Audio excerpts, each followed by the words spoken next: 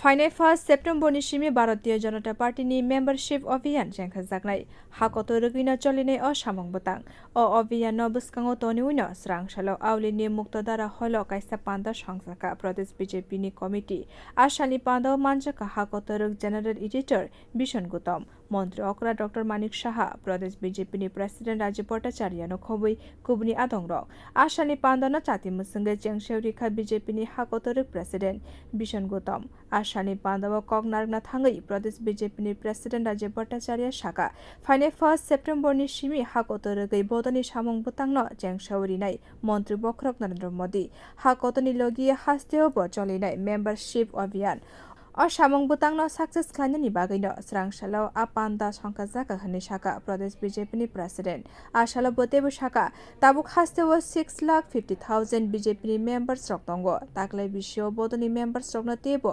बारेवै north east नि बिसिङो जतनि गोबां membership सनामनानो नासिगै सामं खाय दंगो बदल।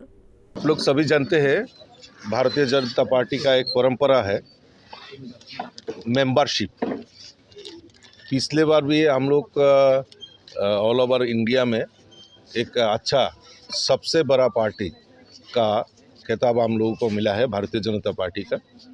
इसलिए इस आधार पर मेंबरशिप सदस्यता अभियान एक कार्यक्रम चलेगा जो 1 सितंबर से हमारा देश के यशस्वी प्रधानमंत्री नरेंद्र मोदी जी इसका इनॉग्रेट करेंगे।